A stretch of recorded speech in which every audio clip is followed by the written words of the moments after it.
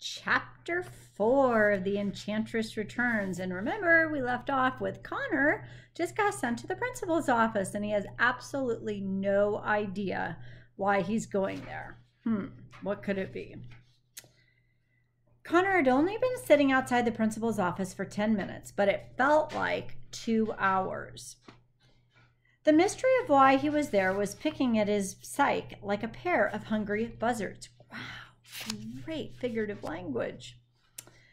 He had been a surprisingly good student this year, not as great as his sister perhaps, but great nevertheless.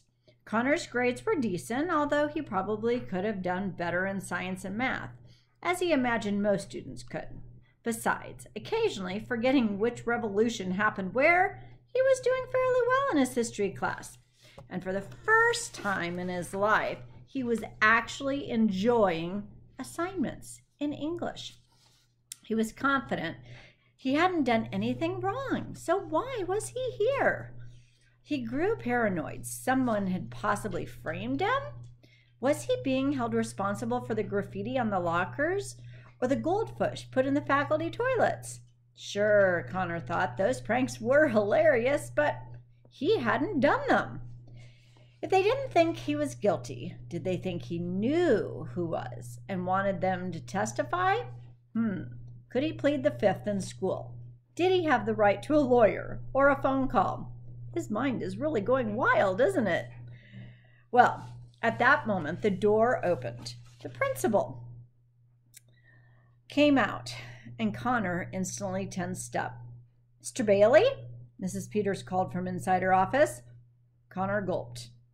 Hearing her call out his name was just as terrifying today as it had been when she caught him in the 6th grade.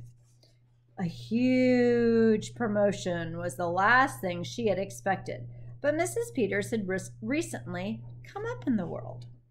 After 25 long years of teaching, Mrs. Peters had made the tough decision to retire.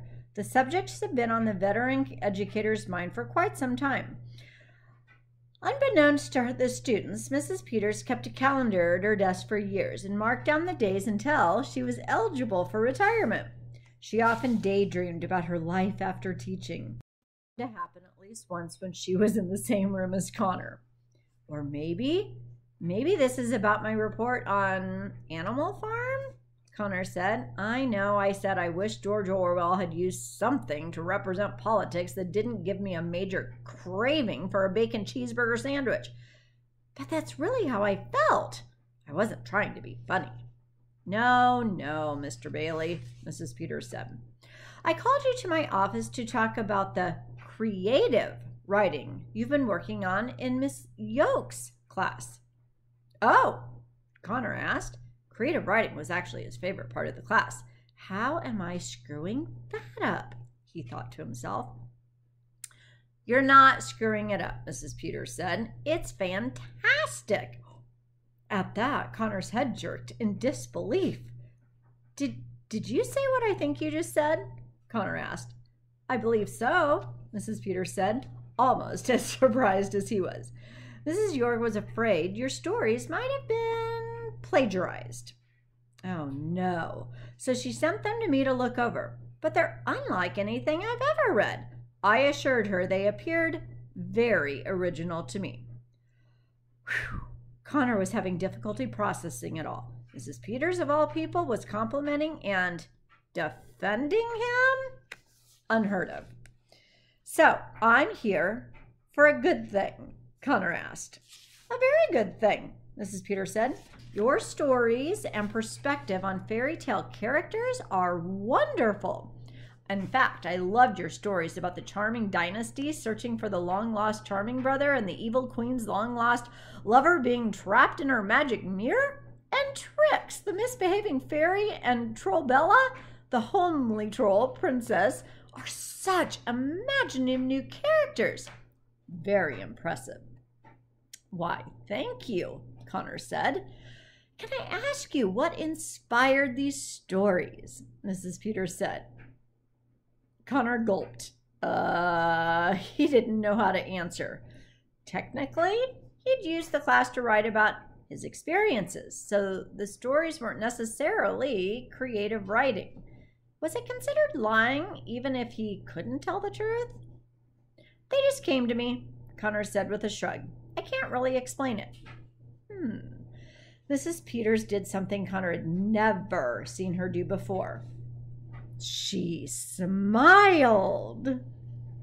I was hoping you would say that, Mrs. Peters said, and she retrieved a folder from the inside of her desk.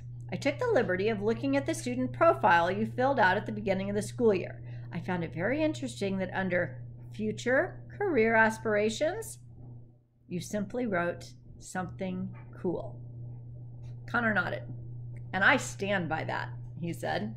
Well, unless you have the goal of becoming a professional snowman, is it safe to presume you're open to suggestions? Mrs. Peters asked. Sure, Connor said. He still hadn't thought of any jobs that really fit the description. Mr. Bailey, have you considered becoming a writer? Mrs. Peters said. If these stories are any indication, with time and patience, I think you may have what it takes. Although they were the only people in the room, Connor had to remind himself she was talking to him. A writer? Connor asked. Me. The thought had never actually crossed his mind. His head instantly filled with doubts regarding the prospect, like white blood cells attacking a virus. Yes, you, Mrs. Peters said, and pointed at him for further distinction. But aren't writers supposed to be like super smart? Connor asked. Don't they say things like, I concur. I don't identify with the likes of this. You know, those kinds of people are writers. Not me. Huh, they would laugh at me if I tried to be one of them. No. Mrs. Peters exhaled a small gust of air through her nose, which Connor remembered was her version of a laugh. Intelligence is not a competition. I like that.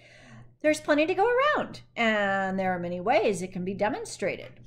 But anyone can write. Right? Connor asked. I mean, that's why authors get judged so harshly, isn't it? Because technically everyone could do it if they wanted to.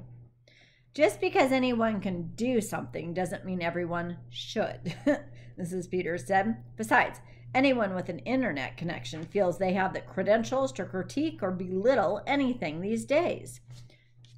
I suppose, Connor said, but his defeated look said otherwise. What makes you think I'll be a good writer? My stories are simple compared to others that are out there published, and I don't have a very good vocabulary. And I'm really worthless without spell check. Mrs. Peters took off her glasses and massaged her eyes. Is Connor making this really tough on her to pay him a compliment? A lesson to be learned. Some of us need to learn how to take compliments when we receive them. It can be really hard sometimes. Okay, back to the book.